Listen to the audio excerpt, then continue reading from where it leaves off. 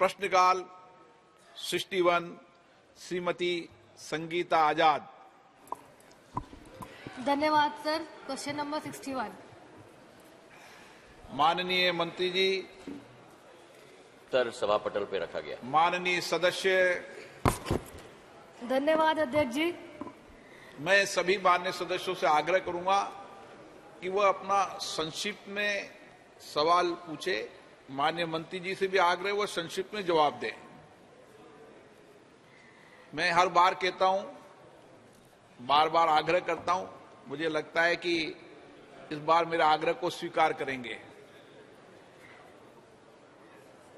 Sir, मैं माननीय प्रधानमंत्री जी ने पूरे देश को सपना दिखाया था कि हवाई चप्पल पहनने वाला व्यक्ति भी हवाई यात्रा कर सकता है, लेकिन माननीय मंत्री जी का जवाब आया है कि हवाई किराए पर सरकार का कोई नियंत्रण नहीं है, कंपनियों पर छोड़ दिया गया है।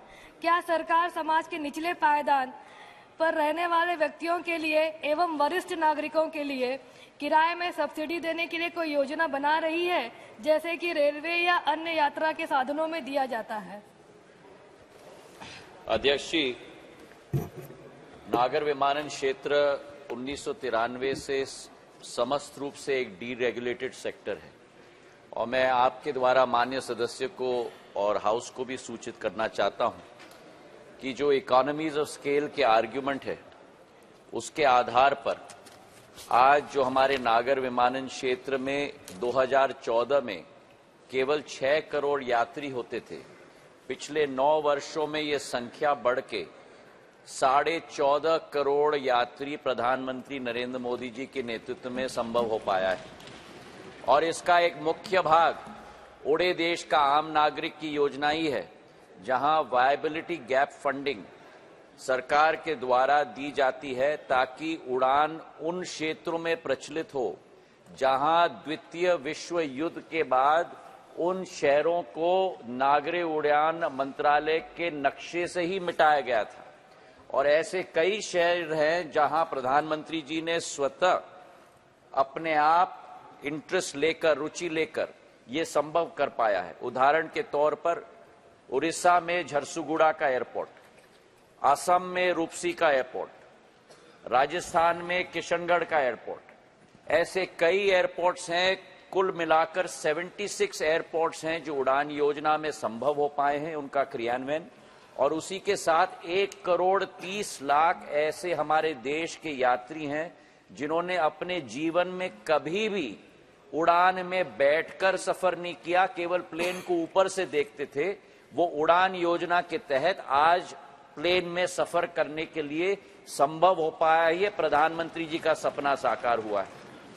और जहां तक हम लोग एयर फेयर्स की बात करें, पिछले बार मैंने ये भी सदन में सूचित किया था कि सीजनैलिटी के आधार पर एयर फेयर्स चलती है विश्व भर पर। लो सीजन होता है वर्षकाल के जुलाई से अक्टूबर तक, दशहरे के बाद हाई सीजन शुरू होती है और जनवरी तक, और उसके बाद दोबारा लो सीजन शुरू होती है।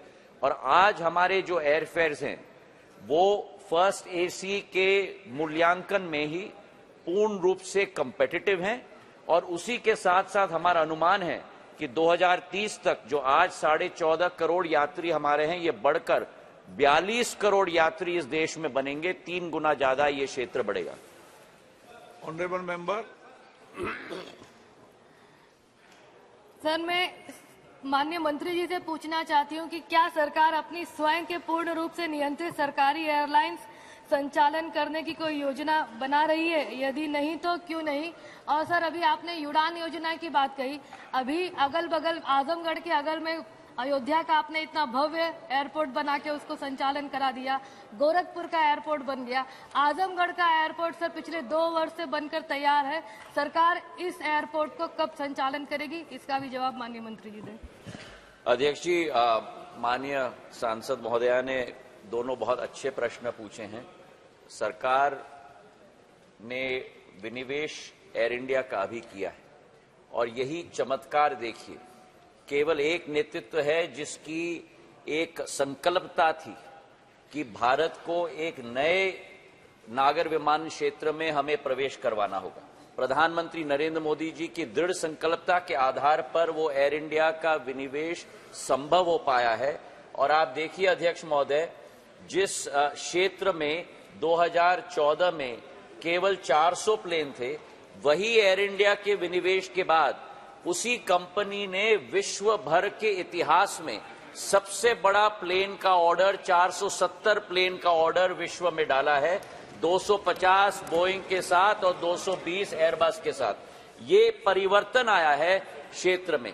और जहां तक माननीय सांसद महोदय ने अपनी चिंता जताई आजमगढ़ के बारे में, मैं इनको विश्वास दिलाना चाहता हूं कि आजमगढ़ आपकी चिंता नहीं है, आपकी चिंता के साथ साथ हमारी भी चिंता भी है। और आजमगढ़, श्रावस्ती और आसपास के एयरपोर्ट्स की अभी वर्तमान में लाइसेंसिंग की प्रक्रिया चल रही है। आप बिल्कुल चिंता मत करें, हम आपको आश्वस्त करवाते हैं। उड़ान योजना के आधार पर हमने एक रूट भी दे दिया है आजमगढ़ से लखनऊ के लिए, और आने वाले वर्ष में लाइसेंसिंग प्रक्रिया समाप्त होने के बाद उसकी शुरुआत भी की जाएगी।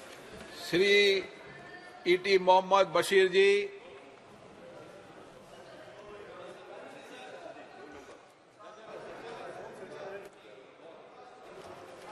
मान्य सदस्यगण, सभी मान्य सदस्यों को 4.5 साल हो गए,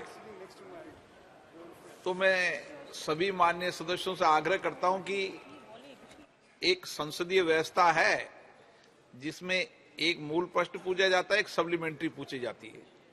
उसकी हमने सबने पालना की और आप सब पुराने सदस्य हो गए तो इसकी पालना करें।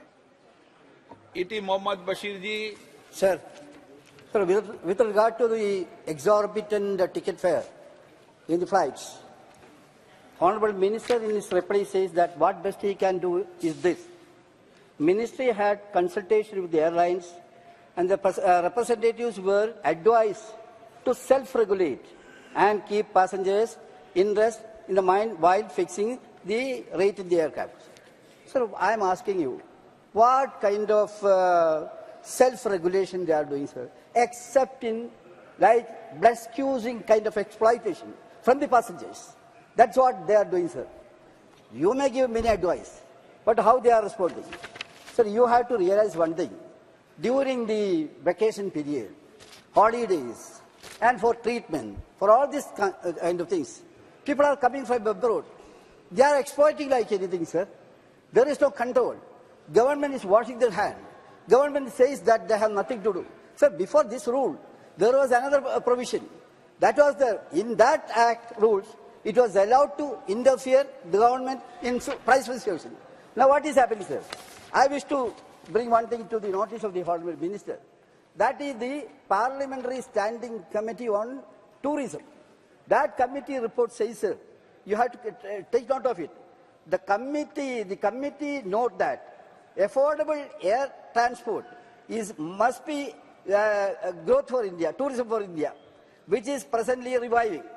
The committee recommends that the ministry may advise suitable monitoring mechanism to keep a check on the sudden surge in the price during the festival season, holidays and natural calamities and things like that. So I am asking the government, whether the government can say that we cannot interfere like that. Are you throwing this into the mercy of the companies, private companies? That's not fair. Government is repairable to taxpayers. I am coming. Government, I am coming to sir. I am coming to the one more point, sir. Regulatory mechanism. One thing. As per the present act, there is a provision that they can make a reasonable profit. That is not defined, sir. What is that reasonable profit you are saying? If you are, what is the definition of that? This is nothing but a vague statement like that. Kindly come forward to have a solution to this burning problem in the country now. अध्यक्ष महोदय, मैं माननीय मंत्रीगणों से आग्रह करता हूं, जब मैं आपको बोलने दो तो फिर उनको आप समय क्यों दे रहे हो? ये तो व्यवस्था मुझे करनी है ना। सर, हमारे कोई प्रश्न हमारे नहीं, वो बात ठीक है। इतना प्रश्न लंबा प्रश्न पूछेंगे तो कैसे काम चलेगा? हमारे बड़े सीनियर मेंबर हैं सर, मैंने सोचा कि मैं बीच में ना टोकूं। सर, हमारे मोहम्मद बशीर साहब बहुत senior member, he is a very senior member and someone who I have known for the last 20 years. I can very well understand his emotion, but I would like to state on the floor of this house, that we must understand the situation in the civil aviation space. The first point I would like to make, and I would urge Speaker Mahoday, aapka thoda sanrakshan mujhe mile, thoda samay mile, is that civil aviation is a seasonal sector. You have high season and you have low season. From October till mid-Jan is the high season. After that comes a very low season until April, May, when holidays start. And then again you have a high season till mid-June. And this is not limited to India alone. This is a global phenomenon. Having said that, from our side, we have monitored fares. We have a tariff monitoring unit that looks at 60 routes randomly. We have this tariff monitoring unit looks at D30, meaning day 30 fares. If you buy a ticket in advance, day 15 fares, day 7 fares, 3, 2, and 1. There are two ways. If you do a booking in advance, there will be no high fares. But if you do a booking on the last day, then according to the reservation bucket designators, which is the RBD system, fares do rise as far as airlines are concerned. Having said that, I would like to place on record two facts. Fact number one, in the last 3 years, airlines have made losses of close to between 55,000 crores to 1,32,000 crores on an annual basis, all airlines together. COVID has completely destroyed the financial viability of airlines. Even in that environment, our airlines have operated on a very sustainable basis. The second point I'd like to make as far as Bashir Saab's statement is concerned is that when he talks about high fares, if you look at the data, and I'm willing to share that data with him, calendar year January 22 till October 22 and calendar year January 23 till October 23, apart from the month of January, across every month there has been a decline in fares across most of the routes, keeping seasonality in mind. When there is seasonality, then the fares do go up. Because at the end of the day, Bashir Saab, I'd like to explain to you also, air turbine fuel is close to 40% of the operating cost of an airline. And ATF prices have gone from 55,000 rupees a kiloliter to 1,50,000 rupees a kiloliter. So they've gone up 3x. And airfares have gone up nowhere in rationale to that. Today, ATF is down to 1,08,000 rupees a kiloliter, which is still close to about 2.5 times from where it was.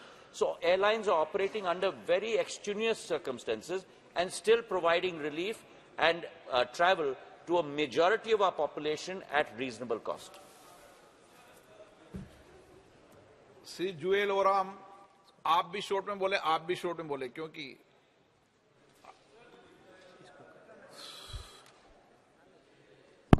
Sir, उड़ान में 100 airport select हुआ था, उसमें राउरकेला का airport 5 number में था। राउरकेला एक इतना स्ट्रेटेजिक पॉइंट में है जिसमें से आपका ये जो हादसा हुआ उत्तरकाशी में, उसमें से हरकुलस प्लेन ने राउरकेला स्टील प्लांट का पाइप को एयरलिफ्ट करके लोगों को बचाया गया। उसी राउरकेला स्टील प्लांट में से कोरोना के समय में आपका ऑक्सीजन भी एयरलिफ्ट हुआ था। इतना स्ट्रेटेजिक और बढ़िया एयरपोर्ट होते हुए उस एयरपोर्ट का डेवलप क्यों नहीं हो रहा है? उड़ान स्कीप में दो सीरियली 5 नंबर में था। माननीय मंत्री दोनों का मंत्री है, राउरकेला स्टील प्लांट का भी मंत्री है, जमीन उनका है और सिविल एविएशन का है। ये इसको क्यों नहीं हो रहा है, इसके बारे में मंत्री बताएं। सर, राउरकेला के लिए हमने ये प्रश्न के साथ ताल्लुकात नहीं रखता क्योंकि टिकट प्राइसिंग पर प्रश्न है, पर राउरकेला के लिए हमने प्राथमिकता दी है और मैं विश्वास दिलाना चाहता हूं माननीय सदस्य को, जरूर आके मुझे मिलें। इस पर हम जो विकास और प्रगति की हमारी नीति, इस पर हम लोग जरूर विश्लेषण करेंगे। Shri N K. Premachandran ji. Thank you very much, Mr. Speaker, sir.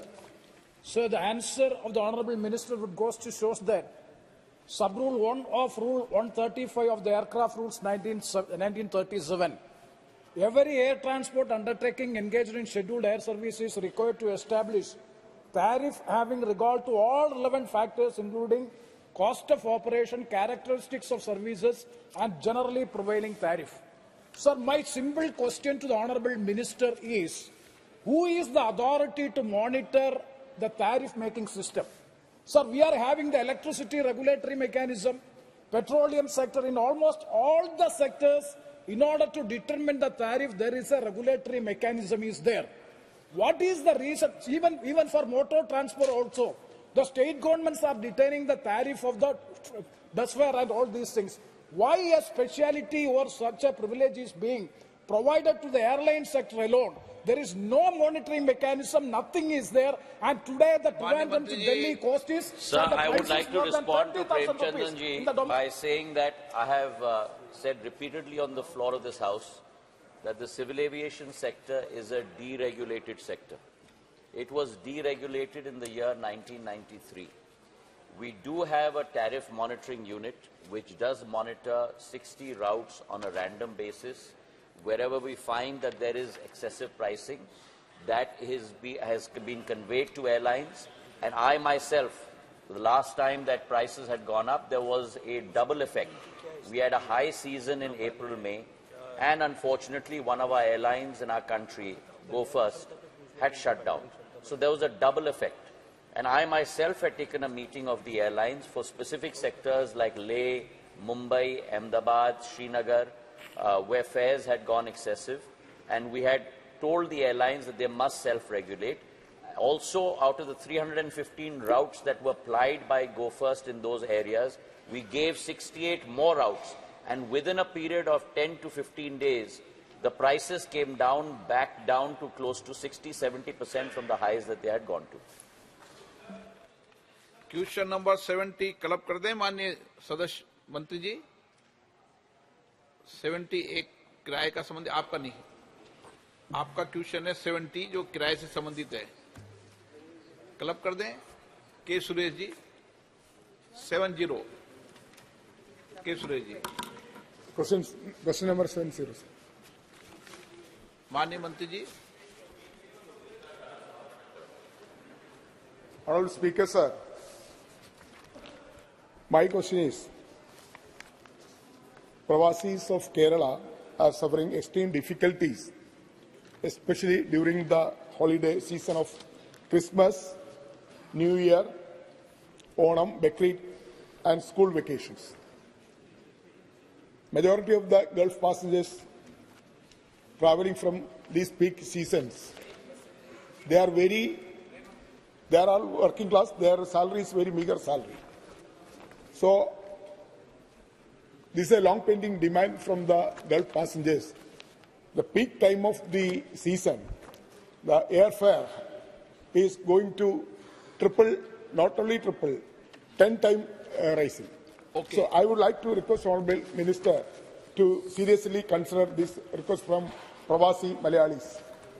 Sir, we have 4 airports in Kerala, and I would like to report to this House that all 4 airports have international connectivity at this point of time.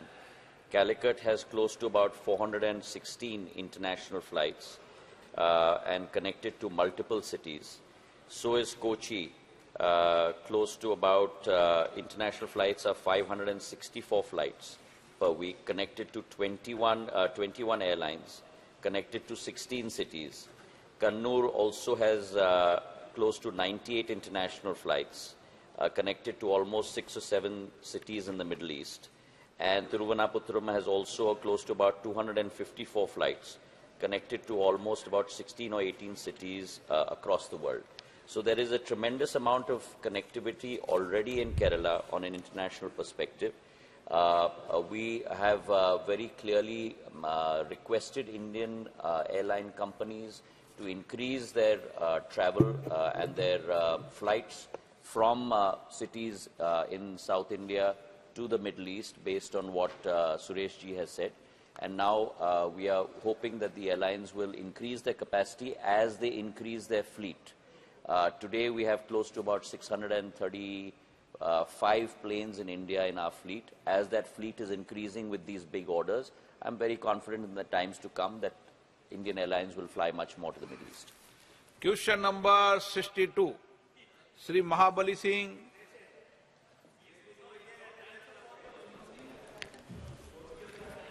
माननीय सदस्य, आप भूमिका मत मानना, सीधे प्रश्न पूछना। अध्यक्ष महोदय,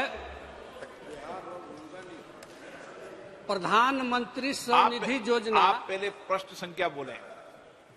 377 362 प्रश्न संख्या 62। यस, माननीय मंत्री जी। Sir, a statement is laid on the table of the House. माननीय सदस्य। अध्यक्ष महोदय, प्रधानमंत्री स्वनिधि योजना शहरी क्षेत्र में रहने वाले भिंडरों, पटरी तथा फुटपाथ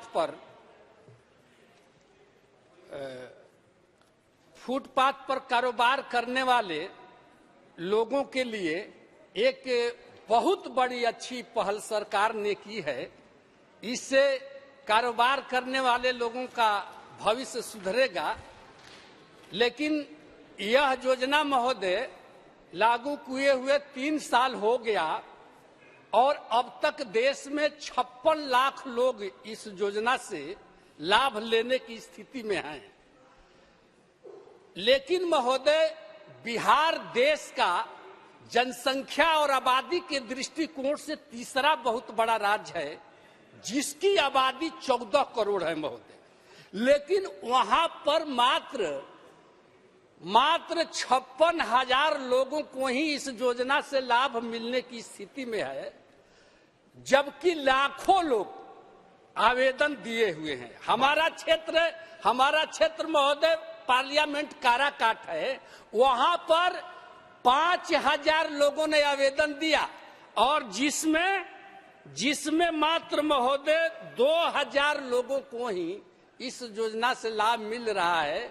तो हम माननीय मंत्री महोदय से जानना चाहते हैं कि जिन लोगों को इस योजना से लाभ नहीं मिल रहा है और बैंक के चक्कर दिन रात काट रहे हैं, तो और उन लोगों को इस योजना से कब लाभ मिलेगा? और जो बैंक एक काम दिलचस्पी से नहीं कर रहे हैं, क्या उन बैंकों पर कोई सरकार ठोस कार्रवाई करने की विचार रखती है? सभापति महोदय,